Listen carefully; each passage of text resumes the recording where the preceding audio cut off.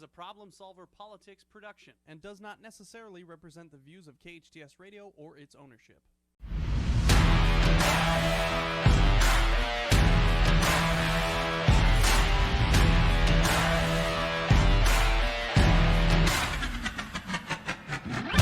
I have a dream that one day this nation will rise up, T-minus 1 minute, live out the true meaning of its creed. People should not be afraid of their governments. Governments should be afraid of their people. T-minus 50 seconds. I am paying for this microphone,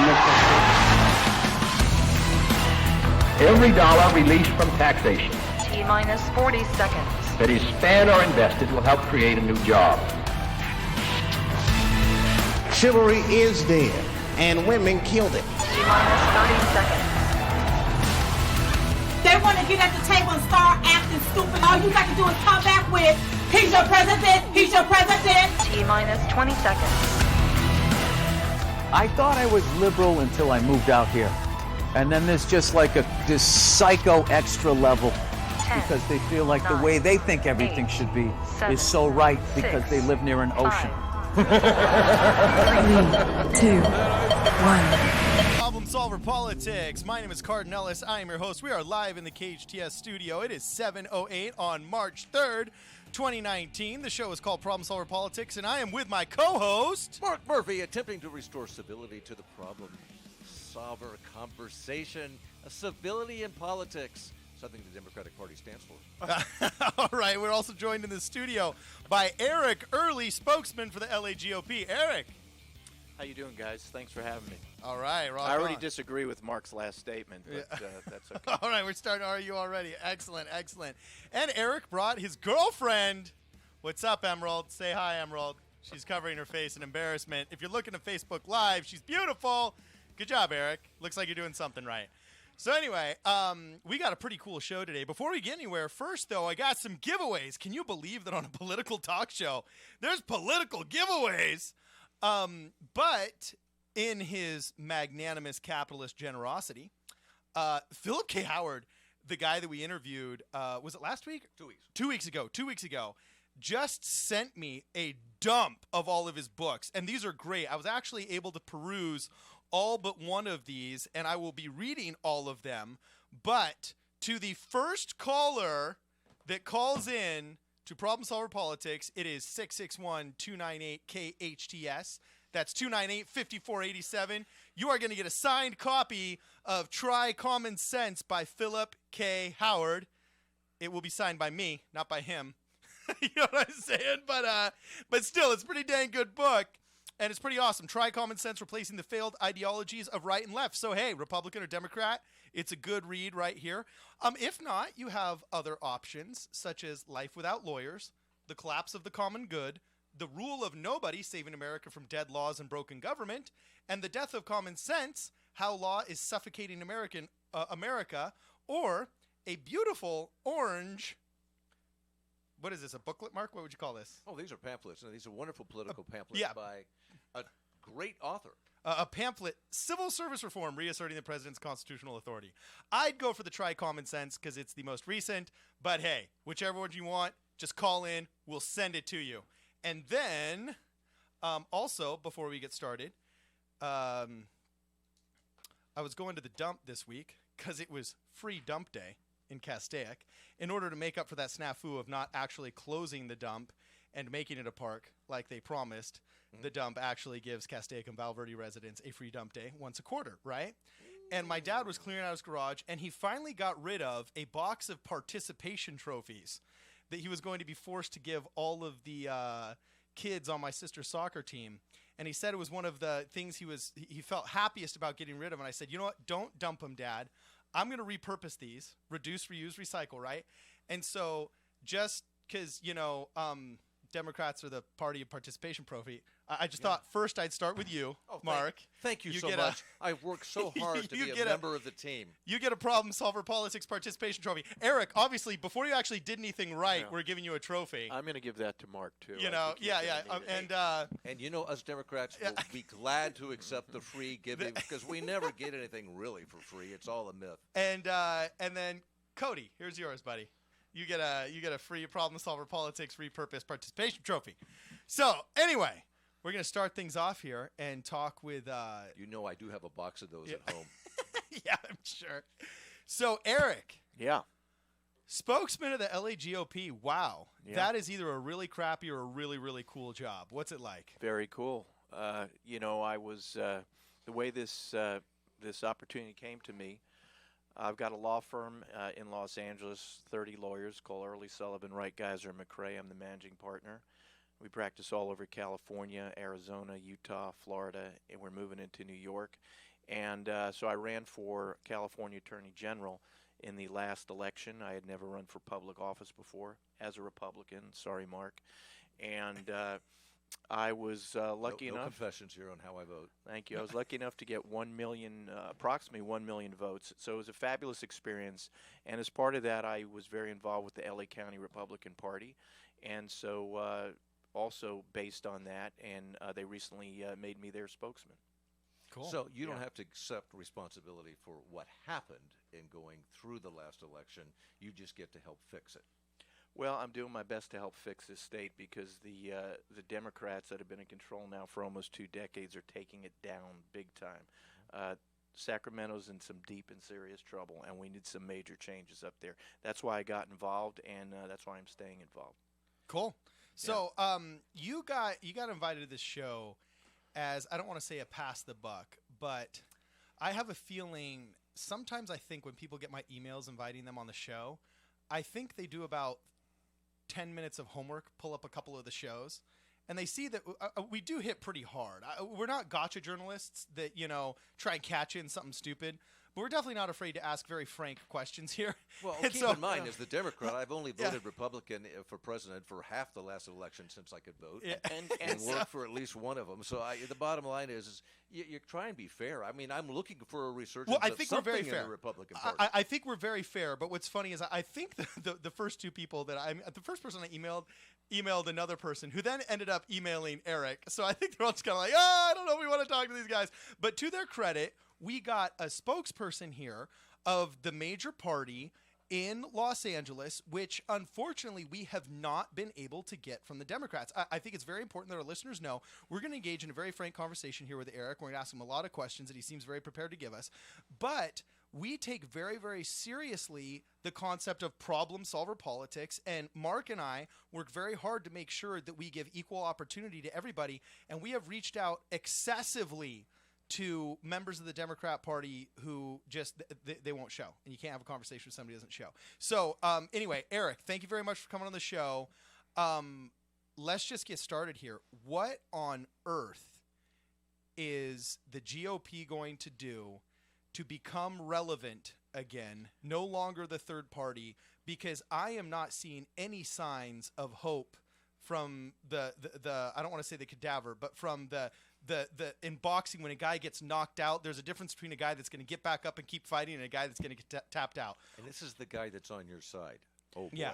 Well, first of all, I'm happy to be on your show, Cardon. I'd listen after I got asked to be on the show. I listened to your show, a couple shows. I listened to you and Mark, and I know how hard-hitting you guys could be, and I sort of enjoyed what I was hearing.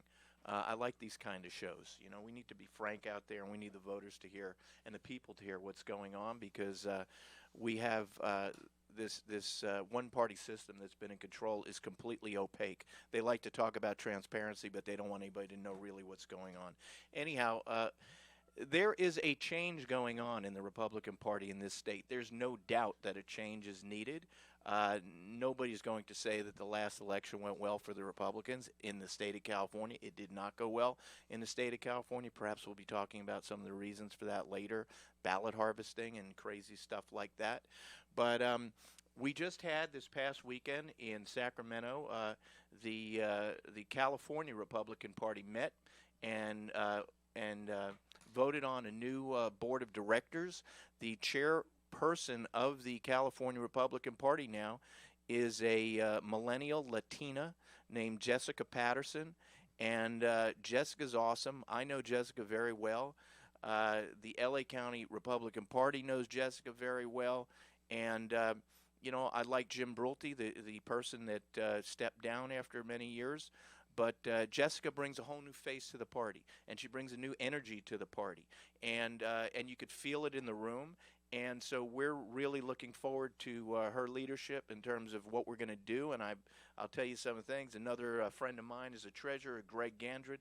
We have one thing that didn't really come out through the mainstream media is the diversity of the sort of people who are now running the party. And, some people say, why do you even have to highlight it? And the reason I do have to highlight it is because the mainstream media wants to make Republicans sound like a bunch of old white men that don't understand the rest of the planet. Jessica, I just described to you, the vice chair is an Asian fellow named Peter Kuo. The treasurer, a good buddy of mine, Greg Gandred, is openly gay. And then the secretary is a white guy. And this is what's running the Republican Party in the state of California right now. In other words, it's a much more diverse group than these characters running the Democrat Party. And so we have a lot of plans for the way we're going to turn around what is presently a mess. Oh, you know what? I'm actually going to post. I love what you said about the misrepresentation of the mainstream media concerning the leadership of the party. I actually took a screenshot here. Unfortunately, it is. I think it's actually on my laptop, and I'm looking on my phone, my phone photos here. But I took an actual screenshot of the LA Times political section when it was announced who was the leader of the GOP, and there were 3 headlines. One of those Trump, he's almost in jail headlines. Another one talking about X, Y, or Z thing about Nancy Pelosi. Another one talking about some bill that was introduced. All of them had pictures, big, bold headlines. And then the 4th one was GOP chooses to elect minority woman. And, that was it. No pictures, no bold headlines, nothing. And you could definitely tell there was a total media bias there, where I definitely think that Los Angeles Republicans especially don't get the credit they deserve for having a truly functional and diverse leadership model. Okay, but wait a second. You're talking about a diverse group of faces. This is like when we talk about President Trump hauls out his single African-American woman that works on his staff, holds her up there and puts her around at every single one of his press meetings and say, look, I'm not a racist. I actually have a black woman who works on my staff. I can't remember her name, but she is there. Now, this is what we see with the Republican Party. Nice imaging, but when are you going to start putting in a platform that actually addresses the needs of the people? All right, if I can answer that, Mark. First of all, it pisses me off when I hear somebody say these people were elected because of a diverse group of faces. There are a lot of committed Republicans that voted up there, and nobody was voting for a face, okay? People were voting for the people they believe were the best ones for the job, okay? It wasn't even a close call. These were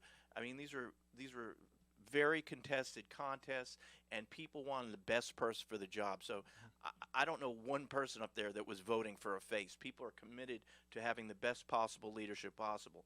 Plus, another thing that perhaps I know that the mainstream media doesn't want to get out there, because these are narratives that the mainstream media hates. I mean, for example, I don't know if you've ever heard of the log cabin Republicans. Oh, yeah. Very much so. I've interviewed them here. Okay, the log cabin Republicans. As much as the next one. Just so you know, their secretary lives in Santa Clarita. His name's DJ Hamburger, and he goes skis to my his church. glitter.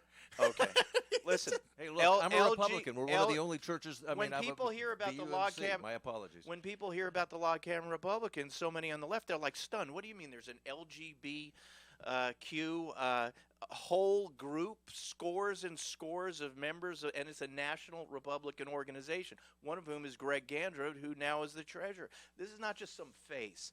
And and the LA County Republican Party has tens of thousands of Hispanic American members, tens of thousands of African American members, tens of thousands of Asian American members, thousands of Muslim American members. You would never know this, because if you pick up the LA Times that you just quoted and these other outfits, this goes completely against their narrative. So what Jessica's going to do, and what's going to be done, and what we're going to do to help Jessica, is we're going to be reaching out, and there's going to be a lot of outreach going on to all these groups again to get them more involved and invested in the party. Okay, that's exactly what I want to talk to you about, because I hear endlessly from baby boomer Republicans living up to the stereotype that they're a bunch of old white guys on their lawn yelling at the young kids to get off my lawn, complaints about ballot harvesting, complaints about this, complaints about Obama, complaints about Democrats, complaints about this. Meanwhile, I'm not hearing a plan for how to engage in this outreach. We can all complain about the mainstream media, which we know for a fact is against us. Like at this point, it's hard not to be. You don't have a party that represents America. And most importantly, what you do represent takes health care away from people, raises their taxes, except for if you're a wealthy or in a corporate America, and wants to put a wall up across America. Plus, you're led by a president who's an embarrassment. So what are you going to do to show us that you're more than that? Hold on. Let me take this one, Eric, really fast. I mean, I'll jump in a second. I could spend the rest of the show just countering every single point that Mark just talked about, but go ahead, Cardon. Well, no, I want you to do that, but I think Mark is very demonstrative of somebody that generally trusts media, and I think that a lot of his opinions have been influenced by a misrepresentation of what conservatism is and what Republicans are. And I could see why a person in his situation from his age group could be led to think what he is led to think because of the media that he consumes. And I'm not calling you ignorant. I'm just saying that we're old, we're semi-senile, and we have trouble reading, but we do like to read the written paper. So now that this is part of the media atmosphere, like the internet happened.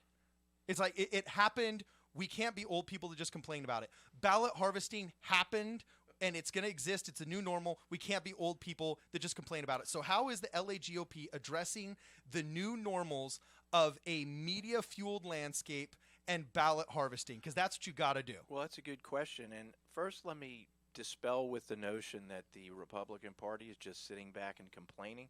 First of all, nationally, we have a Republican president in office, and nationally what's going on, there's really only one party that's complaining about everything, which is the Democratic Party. Well, no, let's not talk national. I'm saying LA GOP because, I mean, I'm reading the Red State article how we had $750,000 and like $500,000 went to out-of-county cronies, and if there's an entire county party that can only raise $750,000, how are we going to be fighting all of these seats to win them back and start doing things? I'm reading about 27 uncontested elections going straight to Democrats. This doesn't seem like a healthy party to me.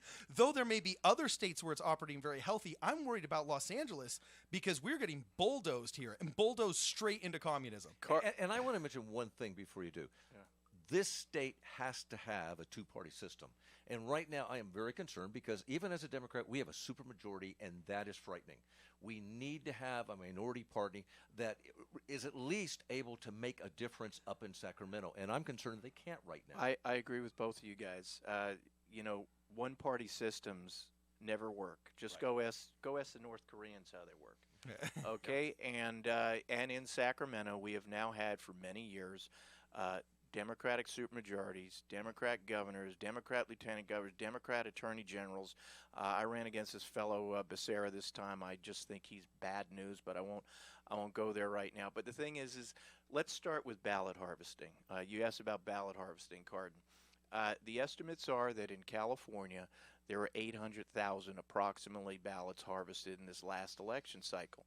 We all went to bed on the evening of Election Day, and 7 Republican congressmen and women, Republicans, had won on election night. A week later, they had all lost in Orange County. Orange County, it's estimated that there were 250,000 ballots harvested. This is all because a law signed by Jerry Brown approximately 2 years ago allowed for ballot harvesting in the state of California. It's the only state in the country where you're allowed to have ballot harvesting. In fact, it's either Utah or Arizona, at least that state, that makes it illegal to harvest ballots. In the state of North Carolina, I believe, there's a Republican won for Congress. His whole election's being overturned because there was about 100 or 200 ballots that were harvested. And they're throwing out the entire election. This is North Carolina. I mean, I would never look at North Carolina and also, for anywhere an election. We're very aware of. I mean, we had a whole entire show dedicated to ballot harvesting and dedicated to AB 1921. And AB 1921 is not going away anytime soon. And we could complain about ballot harvesting. What I want to know is that's how where I'm going, Cardon. What'd you say? That's where I'm going next. Rock on. Let's do it. Do we have to take a commercial break first? Oh, dang it, man. Okay, so Eric, just ruminate on this for a second. He's going to come back and tell us how we're going to address ballot harvesting. We're finally getting an answer out of the LA GOP after 3 weeks of asking, and I can't think of a better guy to give us this answer. This is Problem Solver Politics. It's 7:26. Be back in a minute.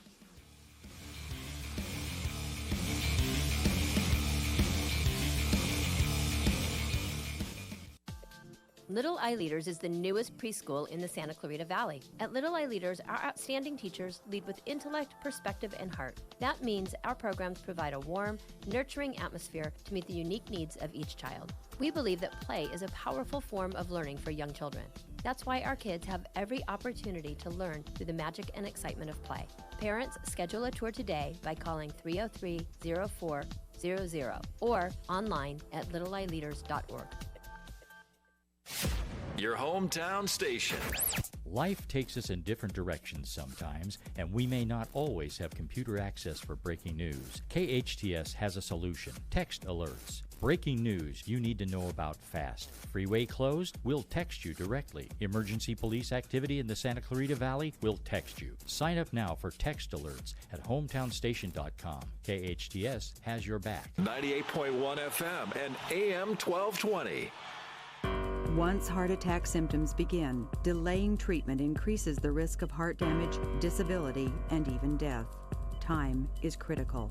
Leading the Valley with the most advanced digital technology and treatment times that beat national best practice goals, Providence offers emergency coronary angioplasty and stenting performed by highly trained board-certified cardiologists. For more information, call 1-888-HEALING. The road to healing leads to Providence.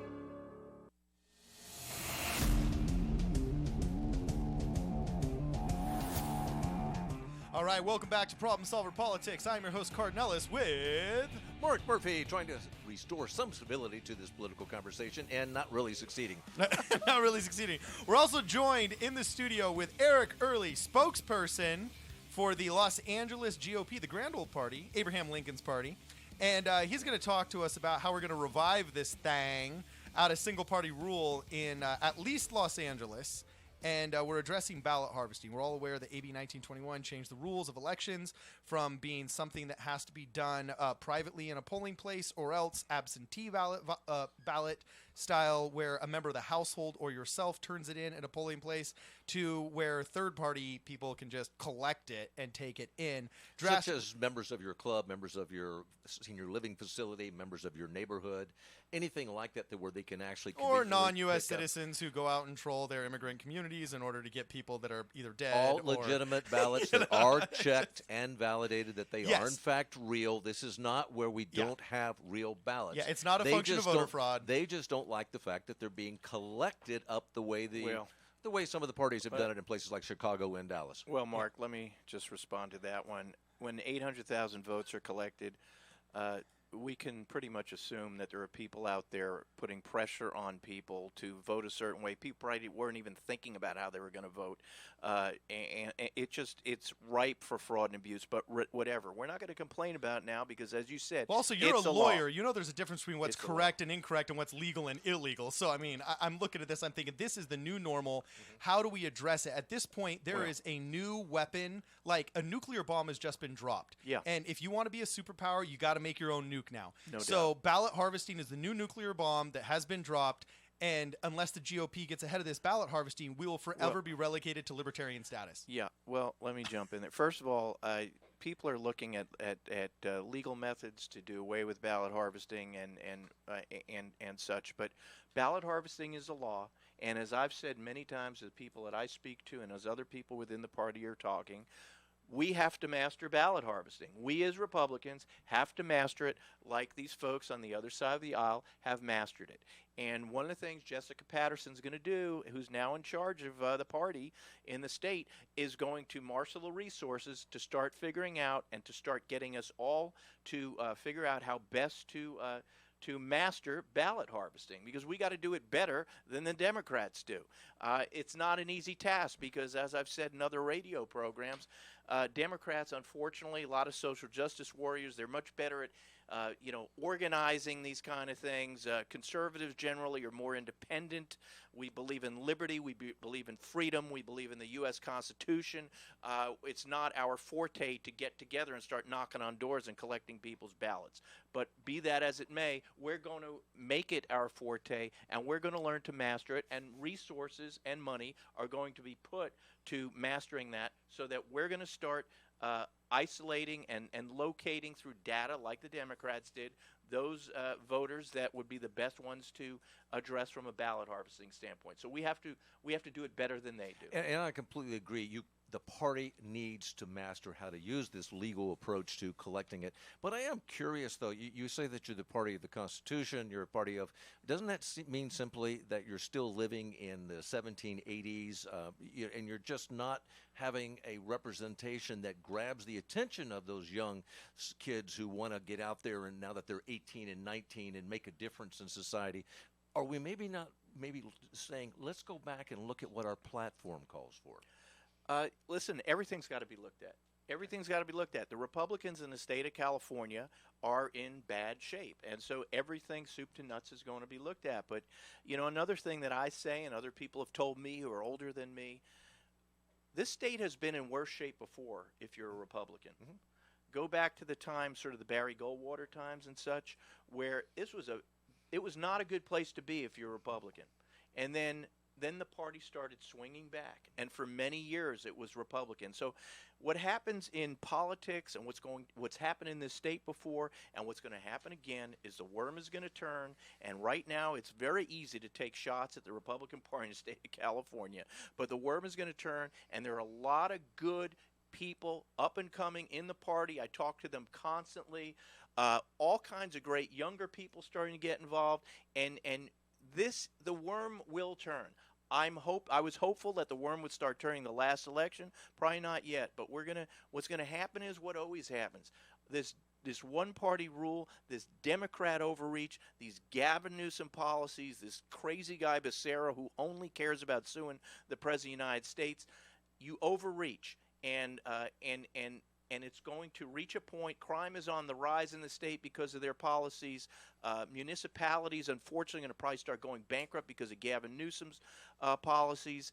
And so the worm will turn again, and there are good candidates up and coming. That's another thing Jessica Patterson is going to be overseeing, is recruiting new and younger candidates all across the board. We're starting also with local elections and mayoral elections and all across the board. So, it's a building process, but the worm always turns, and the worm is going to turn again. I just hope it turns sooner rather than later. Okay, so I appreciate that. That was a real barn burner. That was pretty good. That was pretty awesome. Yeah, but I'd like to know, when an attorney general joins with 16 other states to decide to sue a president who's doing far beyond his constitutional outreach, as I quote the libertarian Are you talking senator, about Obama, or are you about to segue into Trump? He sounds like he's talking about Obama. Well, I would, except they didn't have to do that. They went after the current one because he's the one that's been violating the constitutional laws. And, I'm pointing to what some of our libertarians, some of our Republican senators have said about it. Executive outreach far beyond what they should be doing to build a wall to keep our people in. Just a shame. So, Constitutional Professor Turley called what Mark is referring to right now the Uber presidency, which I think is a bipartisan concern about the executive power now invested in the presidency, which is supposed to be its own branch of government, not its, 1.5 branches of government. That's a totally different subject for a totally different show. Right now, in regards to Eric Early here, the spokesperson of the LA GOP, I've got a concern on how are we going to become relevant again. And so far, we've started talking about ballot harvesting, and I'm not trying to besmirch your answers here. I think it's great, but I've gotten that we're going to learn this thing, meaning ballot harvesting, and we've been in worse shape before, which is great. Like, I think that's a positive attitude to say, okay, if we've been in worse shape before, we can do this. I think that's awesome, and you have to be. And that's I didn't realize we were actually in worse shape. So as a young Republican, that's actually refreshing to hear. Gives me some hope, but I do have a huge concern about this. Detroit became bankrupt and became Detroit, the only city in U.S. history where they have actually started leveling buildings or considered leveling buildings in these municipal meetings to create farmland because it might be more profitable than the buildings. It's the only place in American history where we've gone from civilization to agriculture in order to pull profit, right? Because it's so bad. And when you look at all these cities that are suffering, that are bankrupt, they all have one thing in common. Detroit has not had a Republican mayor since 1962. Baltimore has not had a Republican mayor since 1964. And there's not to say the Republicans are the solve-all, but to say, just like Mark says, you need a two-party system. There needs to be competition for votes. There needs to be competition in the political arena so that the people who benefit are the people who the competition benefits, meaning the voters and the citizens. Now, I look at the fall of Detroit, and I'm imagining what a Republican in 1974 would sound like. And he'd probably say, well, we got to learn this thing. You know what I'm saying? And we've been in worse shape before. And that's once again, that's not to, try and disrespect Eric's answers. But I'm just wondering, do we have any specifics as a GOP party about how we will, quote, learn this and execute this ballot harvesting thing, other than just learning it? Because if we're trying to learn something that has already been law for 2 years, the Democrats saw coming 2 years ago, it makes me wonder what down the line is going to be influential in votes that we're not looking at now if we didn't see ballot harvest company. Are we missing IP targeted marketing? Are we missing technological voter registration harvesting? There's a thing called social media. We want you guys to start using it. It would help. I mean, I get something from the left can't meme. The left can't meme. They can't meme, but I do get something from the president all the time for fundraising. So you guys are learning. It is good that you can be doing that. So do you have any specifics that you can think of? Like, this is what I really think could work, Cardon, in getting, fighting back on the ballot harvesting front.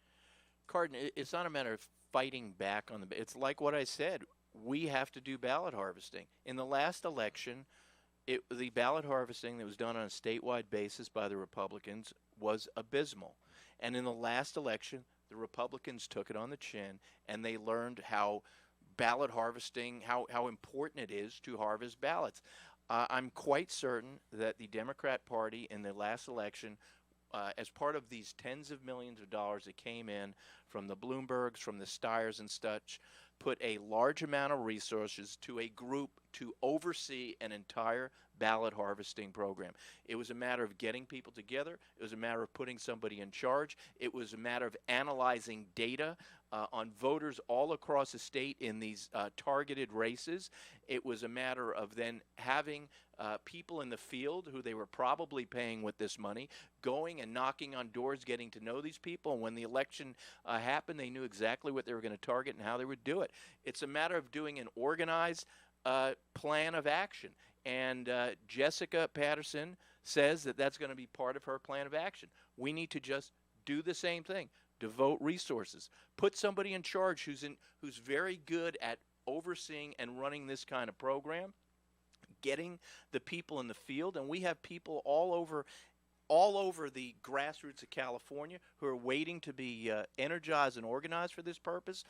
It's just a matter of doing it and doing it better than them. So that's a specific thing that will be done, and it's starting now because we all saw how important it would work. And, the other thing is the Republican Party has a message that is going to get through here to this state, and it's hard to get through. And I don't want to sound like I complain about the mainstream media, but we see what happens in this state. It's very hard to get the message out. So, yes, we have to get better in social media, and it's another thing we're talking to Jessica about doing it, because the state party has resources. I agree with you. The LA County Republican Party does not have the amount of resources that it should have, and there's going to have to be energy put into raising money in the LA County area. But the state party last year, I believe, had up to $35 million. So, we have to keep bringing in the money statewide, giving it to certain parties who need the money, and using those resources better than we used in the past. But our message is just, we want to lower taxes. You guys on the other side, Mark, you're addicted to raising people's taxes, and there comes a point where you can't do it anymore. I think the people in San Francisco are going to realize soon that the reason Bryce Harper didn't sign with the San Francisco Giants, this is what's in the news, and I believe it. The tax hit he would have taken on this $300 or so million contract, he wasn't coming to San Francisco because of that. He went to Philadelphia instead. I've lived in the Philadelphia area. Believe me, he's going to pay the price. That's the.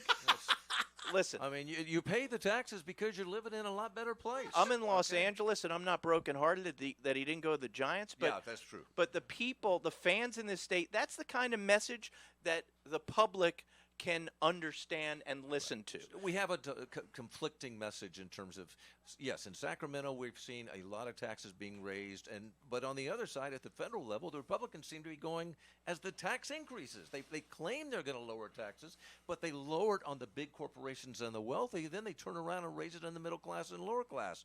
We have a real battle here, and I'm just curious, when are the Republicans going to sit there and become the party that actually reduces a deficit, reduces taxes, comes after Sacramento and says, let's get a balanced budget that does reduce the deficit? What's going to be done there? Well, first of all, the president's tax plan cut for the middle and lower class around the country. Unfortunately, it was California and New York that got hit in an inverse way, and that was because California and New York have the highest state taxes in the country, and the federal government didn't want to make the rest of the country suffer because of what California and New York are doing tax-wise. And really, if anything, it's a message to our folks in Sacramento: reduce people's taxes in this state. We're not going to have the same taxes here as they do out in some place like Minnesota or North Dakota or whatever. We're in a wholly different situation here, and even Texas, which has so many problems. I've lived there, unfortunately. So what I'm looking at here, though, is how can you get a message that's clear, that you can say is positive and shows what it can do for the people? Because there seems to be confusion. I can tell you. Lower taxes. How do you bring in the money when you lower taxes? You take the reins off business. You bring in businesses. Right now, the businesses and the largest businesses in the state, not to mention the small businesses, are running the other way from our state. We need to hire people and have good paying jobs. That's how you maintain your tax base in a state without just artificially raising taxes. We need a state that can welcome, for example, the Amazons of the world. What you just witnessed in New York is the same kind of thinking of these characters that are running our state, where they're practically dancing in the streets. That Amazon, with 25,000 jobs, was turned around and ran from New York. And by the way, that's not just 25,000, because when a large company like that opens up, then the restaurants start opening up around it, and the beauty shops and the supermarkets and the housing places need to be built, and then other big companies follow suit. That was at least $100,000 gone, but this same kind of thinking that made them run in New York is what's presently running our state in California.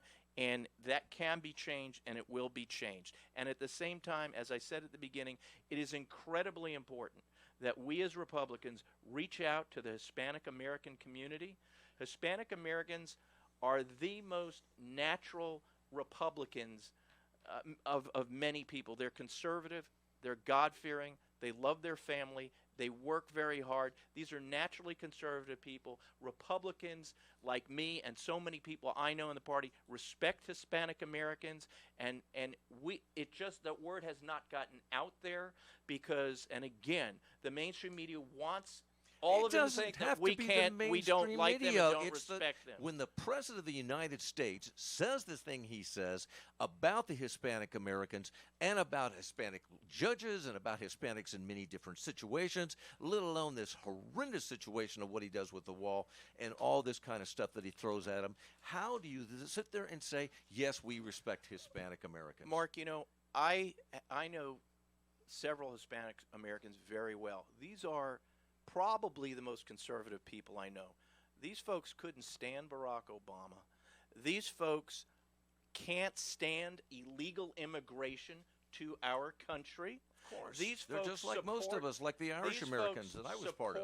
These folks support the building of a structure or a barrier to stop the ongoing and endless incursion of illegal immigration. And like all of us Republicans, they support legal immigration. The problem is what I just said, and the people I know that constantly tell me that, show me one issue of the LA Times, the San Francisco Chronicle, or any of these places that have ever had an article on anybody that has those positions that I just told you about. You won't find it, and there's a reason for it. So basically what we're saying is it's the media's fault. We're not saying the organization that's representing us. is the problem. Okay, so hold on. We got to take a little bit of a break here right now. Come back in 60 seconds. This is Problem Solver Politics. It is 7:46.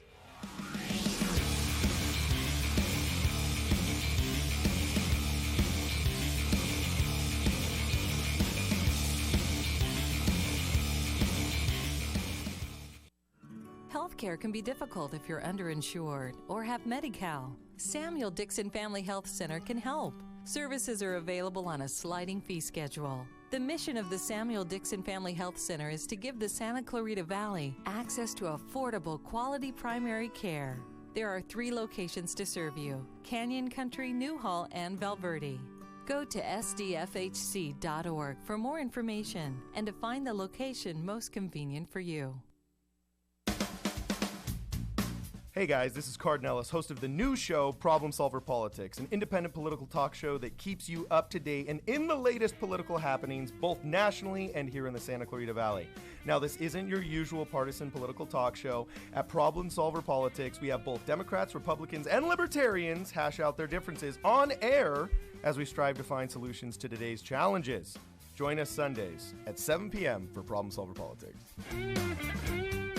Finding the right lawyer can be a challenge, but in Santa Clarita, there's no need to search when there's Hacker Law Group, Santa Clarita's premier litigation firm. Jeffrey Hacker has represented celebrities, financial institutions, accident victims, real estate developers, realtors, contractors, businesses, nonprofit organizations, and other individuals and companies with their legal challenges. Mr. Hacker is one of Santa Clarita's leaders, consistently listed as one of our most influential. When everything is on the line and you need legal counseling, visit hackerlawgroup.com.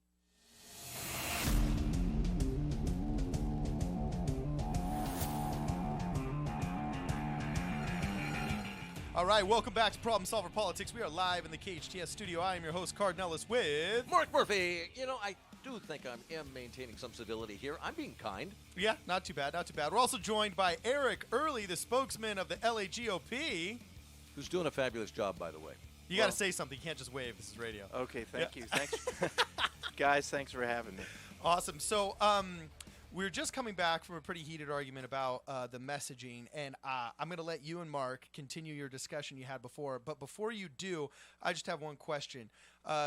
Kirsten or Kristen Olsen, I can't remember how you pronounce her first name, she wrote that famous op-ed saying that, you know, she struggled whether or not to maintain her registration as a Republican or a decline to state because she felt that, quote, the Republican Party of California had not done enough to distance itself from the, quote, toxic ideologies of the National Party. Now, I think you can only believe that the Republicans' policies are toxic if you are literally giving in to this mainstream media narrative that is completely in the bag and in the boat for the Democrats, okay?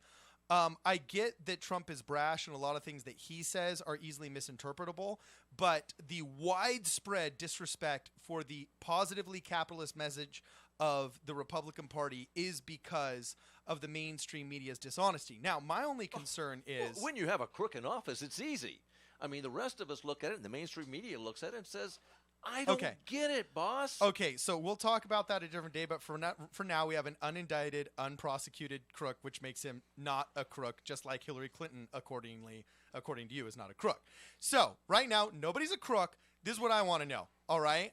I want to know, how are we tackling what I perceive as the messaging problem? We know the mainstream media is not in our side. So if I'm a general going to war and I know the Nazis on the Western Front have a better, bigger gun than me, I'm going to have to maybe, I don't know, send in paratroopers, commandos. I'm going to have to adjust my game accordingly. How do we adjust our game, our messaging game in Los Angeles? How does the LAGOP adjust to the disadvantage of having a mainstream media that's not on their side? You know, Cardon, first of all, a lot of what you just said I agree with. I personally support the President of the United States. You know, forget about what you're reading in the press. You know, to me, he's almost like a magician. On one hand, he's constantly putting up with this insanity that's being dished out to him, and on the other hand, he's changing this country and doing some great things. And no, he is not a criminal, notwithstanding what some of these clowns like this guy Adam Schiff, who I refer to as the Undertaker, keep saying every day of the week. There is a resemblance. Yeah. No.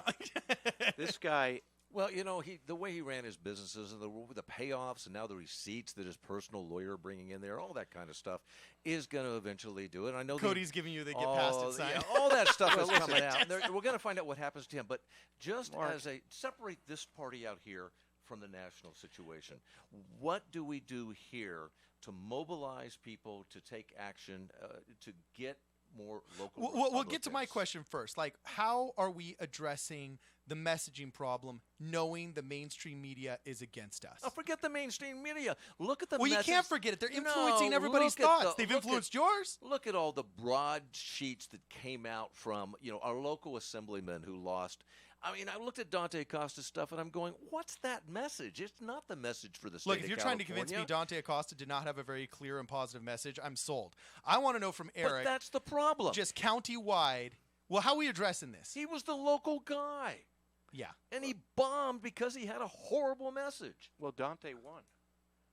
Oh, forget that. Yeah, you're talking about he won on election day. But let me... Okay, wait a second. The ballots, the show's over when the show's over. Yeah. You can count, it's like the seventh inning batting. You guys are pointing to baseball and saying, it's the seventh inning. We're winning in the seventh inning. It's not over till it's over. As far as the messaging, and as I've been saying, we're going to be really reaching out to the diverse communities that make up L.A. County. We must and we will reach out to the Hispanic American community. They're a hugely important and growing voting bloc in this state. Everybody knows it. The Democrats have been feeding them a lot of stuff for a lot of time and have done nothing for the Hispanic community. And it's time for us to let them know what we're going to be doing for the Hispanic community and how we're on their side and how we respect Hispanic Americans, okay? And how our values in the Republican Party line up with their values.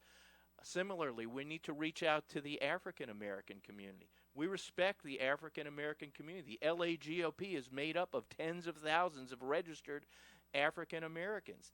Same with the Asian American community. So outreach and speaking and meeting with people and bringing in leaders from those communities. And I'm involved in this stuff on a daily basis. And I see more and more young leaders from those communities getting involved with our party. And it's through these young leaders that we're going to reach out to these communities. Okay, so if you had to make the billboard that had whatever word count you're allowed on the billboard, how would you message to the Latino community or to the African American community that the LA GOP is a better choice? What would that billboard say? Well, I'm not going to write a billboard right now, but I will say that the LA GOP and the LA Republican Party is the party for everybody, okay? We're the party for every single race, creed, color, nationality, religion, and sexual orientation in the state of California. And we want you with us because you've been fed a bill of goods for decades now from the Democratic Party, and it's time to start listening to a different choice and a different place. So it is incredibly important that we let all of these different groups of people know how much we respect them and how much we want them, and we need to do that over and over and over again. I'm still not hearing a message. I mean, you sit there and say the Democrats didn't do anything for the Hispanics or for this group and that group. But, if I was looking at it, the amount of people that now have medical care in the state of California, the amount of people that had a decent unemployment coverage during the bridge, who've now seen finally for the first time, an affordable living wage coming to much of California, something that is not what we see in states that are governed by Republican parties. We look at our education system, which has done a phenomenal job of raising and the whole foundation of many of our immigrants as they came into this country. There's a lot that's been done here. So what I'm looking for is not what the Democrats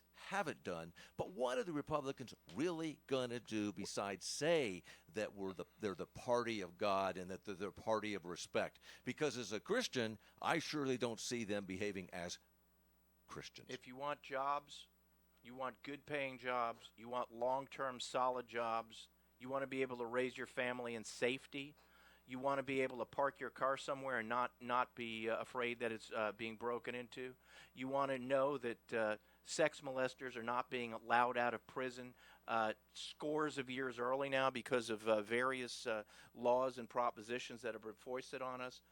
vote Republican. Okay, and also you mentioned the educational system. The educational system, the public educational system in the state of California, is a joke. We are the highest. It is a joke. We are the highest taxed people in the country. Our educational system is either 48th or 49th in the country. One thing we stand for and support are charter schools, where parents across the state can choose a school that's best for their kid, where their kids can get a safe and good education. Which we can do. Some of my kids went through charter Yeah, but Christy schools Smith just and introduced the bill yesterday to take away charter schools. Is she a Democrat? Yes. No, there's a shock. Yeah, but here's just the issue. We look at the education as our community college system and the participation there. I look at our local high schools here, all of which are ranked in the top 10% of this country. Now, there may be areas of this state, which is one of the largest in the country and has such a large, diverse population, that does not have some of the best education. We recognize that. But look at our LA County, our LA Unified School District employees had to go on strike just to get a classroom size down. I get it. There's a lot of repair that needs to be done. No. But I'm not seeing the Republicans offer real solutions. They say it, but they aren't even doing any infrastructure work at the national level, let alone at the local level. Infrastructure would put a lot of people right to work and fix a lot of problems, and they're not doing it. I agree with you. That's something Republicans want to do. We want to fix the infrastructure. We want to take the hands off business, allow the voter rolls and the money to come into the state to be able to use it to fix infrastructure and to be able to hire people to help with the fixing of infrastructure all around this state.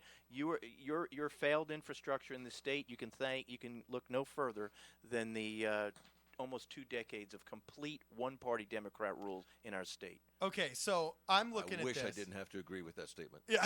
Well, actually, I kind of want to sum it up here. Before we in the last minute that we got here, I like how you said, okay, we got health care, we got living wage, we got an educational system is the reason why you're pro-Democrat. But I would like to push back and say, you know what? We have expensive health care in which nobody's getting anything, even though everybody's covered. Living wage, yeah, right. We have the highest minimum wage in the entire country, but you can work full-time at our minimum wage and still be broke because our hyper-regulated housing market costs you $3,000 a month to afford a one-bedroom apartment in some of these places.